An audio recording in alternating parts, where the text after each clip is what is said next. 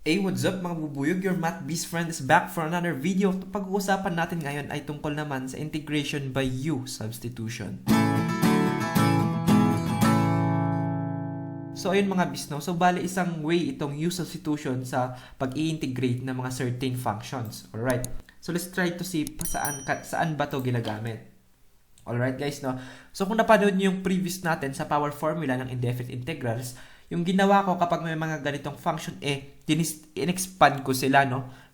Ginawa ko sila bilang isang single polynomial. Pero hindi nyo naman yan pwedeng ma-expand. Pwede naman, pero ang haba-haba na nun, raised to 7 yun eh. So, para ma-solve to, ay gagamitin natin yung U substitution method. So, paano nga ba to gagawin? Basically guys, lahat ng x dito ay gagawin nating letter U. Okay guys, so para gamitin yung U substitution method, mag-a-assign tayo ng certain function sa variable na U.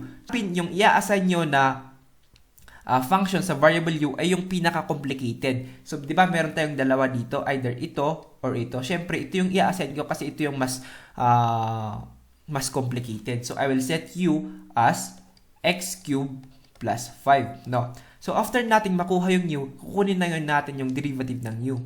So, ngayon, i-derivative natin yung U with respect to x. So, ito magiging 3x squared. Ngayon, guys, yung 5, 0 na yan. Kaya wag na nang ating ilagay. So, 3x squared dx. Kung nagtataka kayo sa nanggagaling tong dx na to, di ba, guys? The du over the derivative of u with respect to x is equal yan sa 3x squared. Parang inakyat ko lang yung dx dito. So, dito yun nakuha. Alright? So, paraging dugtungan nyo lang to ng dx. Alright guys, ngayon, i-isolate na ngayon natin itong dx. So, dx would be equal to yung 3x squared pupunta sa denominator ng du. Would be equal to du over 3x squared. So, ngayon, after nating nagawa to, what we need to do is to rewrite itong ating function. So, that's the integral of 3x squared. Ngayon, itong x cubed plus 5, di ba, u yan? So, magiging u na yan, u raised to 7. Tapos, yung dx ay magiging du over 3x squared.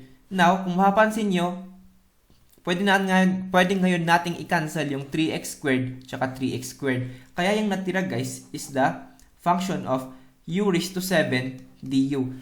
Okay? So, kung mapapansin nyo, napalitan na lahat yung x ng u. So, in that way, guys, pwede natin gamitin yung power formula para ma-solve to. So, using the power formula, integrating this, using the power formula, ito magiging u raised to 8 over 8.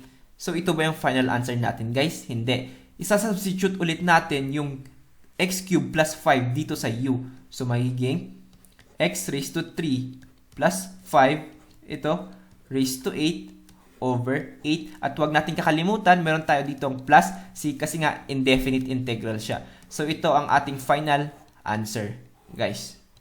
So, alright guys, so simulan natin sa pag-set ng value ng u. Pili tayo sa mga function kung anong mas complicated. Kung pipila ko dito or dito, pipiliin ko yung nasa baba kasi mas complicated yon. So, I will set u as 1 minus x raised to 4. Tapos, kukunin na natin yung derivative ng u. Ito, magiging 0. Ito, magiging negative 4. X cube, tapos wag natin kakalimutan ulit yung dx. Ngayon, i-isolate natin yung dx, du over negative 4x cube. So, ngayon guys, substitute na natin itong u tsaka dx dito. So, that's gonna be x cube over u raised to 1/2. Bakit raised to 1/2 siya guys? Kasi nga square root yun, di ba? Tapos yung dx natin times du over negative 4x cube. Kung mapapansin nyo, pwede natin i-cancel yung x cube tsaka yung x cube. So, yung matitira dito guys is du over u raised to 1/2 and negative 4. And guys, para magamit natin yung power formula, dapat nating iakyat itong u raised to 1/2 sa numerator. So, gagawin natin yon. So, yung final na i-integrate natin would be equal to negative u raised to negative 1/2 du over 4. So, ayun mga bis. So, ito na ngayon yung i-integrate natin. So, let's do that already. So, integrating this, kapag kukunin natin yung antiderivative nito, this would be equal to negative 1/4. Isang tabi muna natin yung constant and then let's integrate this u raised to negative 1/2. Ang antiderivative, ang integral ng u raised to negative 1/2 du would be equal to negative 1/2 plus 1 is positive 1/2 over 1/2. So simplifying this, yung 2 pupunta sa taas, so magiging negative 2 u raised to 1/2 over 4 plus c. Pwede pa natin yung mas simplify. That would be equal to negative u raised to 1/2 over 2 kasi nga 2 divided by 4 plus c. Alright guys, so ito na ba yung final answer natin? Hindi pa. Kailangan ulit natin ipalit kung ano yung value ng u na to. So yung value ng u natin is 1 minus x raised to the 4th power. So i-substitute ulit natin yan. That's gonna be negative u, which is 1 minus x raised to the 4th power raised to 1/2 over 2 plus c. So ngayon, ito na ngayon ang ating final answer, mga Bs, no? So let's try another example para mas mag-gets nyo pa. So first step is isulat nyo kung anong u. Ipipiliin ko kung mas complicated, syempre yung ito. So I let u be equal to x plus 2 and i-differentiate ko ngayon yung ito. So du would be equal to dx lang kasi ang derivative ng x ay 1, di ba? So wag nating isulat. So du is equal to dx. Ngayon, isa-substitute natin siya dito. So that would be equal to x is to u raised to 1/2. Ang dx natin ay equal yan sa du. Pero kung mapapansin nyo guys, meron pa rin tayong x. Pero di ba kasi yung goal natin, yung kanina sinasabi ko, ginagawa natin yung U substitution para lahat ng x, lahat ng mga variable na nandito ay maging u. Pero paano ngayon na meron pa ring x? So para gawin yon, we can do some manipulations guys, no? Kung mapapansin nyo dito, pwede kong i-transfer yung 2 sa kabilang side ng equation para x na lang yung matira. So ito, sa transfer ko yung 2 sa kabila, so x would be equal to u minus 2. Pwede kong gamitin to para i-substitute doon, para u na lang lahat ng variables at wala ng x. Gets? So let's do that. Substituting that, meron ako ditong u minus 2 u raised to 1/2 du. Okay guys? So meron na tayo ditong u na lahat ng variables. Kung mapapansin nyo, pwede pa natin tong mas i-simplify. I-distribute ko ngayon itong u sa dalawa. So distributing that, magkakaroon ako ngayon ng u 1/2 plus 1 is 3 over 2 minus 2u raised to 1/2 du. Ngayon, pwede ko na itong kunin yung antiderivative niya or yung integral niya, term by term. So, para kunin yon, simulan natin dito sa u raised to 3 over 2, no? So, yan, magiging u, magpa-plus 1 lang tayo sa 3 over 2 plus 2 over 2. So, magkakaroon tayo ng u 5 raised to 5 over 2 over 5 over 2. Minus, ito naman, 1/2 plus 2 over 2 would be equal to u raised to 3 over 2. Huwag natin kalimutan, may 2 doon na coefficient.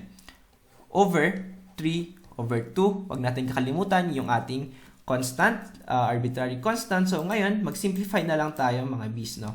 So, this would be equal to, balik rin lang natin, get the reciprocal, 2 raised to 5, u raised to 5 over 2, minus,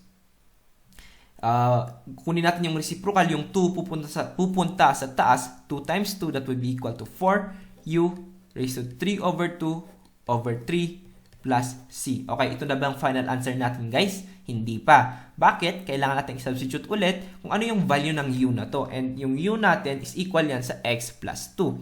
So let's substitute it. This would be equal to 2x plus 2 raised to 5 over 2. It's over 5 minus 4x plus 2 raised to 3 over 2 over 3 plus c. Ngayon, this can be considered now our final answer. Ito ngayon, yung antiderivative or yung integral ng ating given function na ito. Alright, let's try more examples para mas maintindihan nyo pa. Last. Alright, so dito naman, meron na tayong trigonometric. So, pasulyap muna to sa ating magiging next video, which is trigonometric integration, no? So, same lang yon. Let u be equal to, so let u be equal to 4x. Bakit 4x? Yun yung komplikado. Alangan namang 2, hindi naman komplikado yung 2, di ba? So, u is equal to 4x. Now, kunin ko yung derivative ng u. Derivative ng 4x is 4. Tama? 4 Tapos wag natin kakalimutan yung dx. Alright? So, ayun. I-isolate ngayon natin yung dx. So, dx would be equal to du over 4. Pumunta lang siya sa denominator. So, ngayon guys, let's solve. That would be equal to 2 cos. So, yung 4x, papalitan ngayon natin ng u. So, this is cosine u. Tapos, yung dx, magiging du over 4. Du over 4. So, yung 2, tsaka 4, magka-cancel out yung 2 ito, magiging 2 yan. So, yung simplified version yan is cosine u du over 2. So, ngayon, in this point, guys, pwede na ngayon natin siyang i-integrate. So, integrating this function, ang sagot niyan would be equal to, ang cosine, guys, ang integral ng cosine would be equal yan sa sin u. Okay, kung bakit sin u, 'di ba kasi sabi natin noon, 'di ba, ang integration ay kabaliktaran ng differentiation. So, for example, we have d over dx. Ano ngayon yung i-derivative natin para yung sagot is cosine. Kung maalala niyo yung differentiation ng trigonometric functions, 'di ba? Yung derivative ng sin x is equal yan sa cosine x, 'di ba? So, ganun rin yung setup dito. Parang binabaliktad lang natin. So, ngayon, yung sagot natin dito is sin u plus c. Huwag niyong kakalimutan, mayroon pa tayong 1/2 dito na constant. So, ilagay natin yung 1/2 sin u plus c. So, ayun, hindi pa ito yung final answer natin, guys, no? So, ayun, guys, hindi pa ito yung final answer natin. Kailangan nating ilagay kung ano yung value ng u. So, para ilagay yon, that would be equal to 1/2 sin 4x plus c. So, ayun mga bis, ito na ngayon ang ating final answer. Ang antiderivative o integral ng given function is 1/2 sin 4x plus c. So, ayun mga bis, no? I hope ay natutunan kayo. For our next video, pag-uusapan naman natin tungkol sa trigonometric differentiation. Kung may hindi malinaw at kung may mali kayong nakita, feel free to comment down below at sasagutin natin yan mga bis, no? So, that's it mga bis. See you for our next video. Please like, share, and subscribe. Bye-bye mga bis.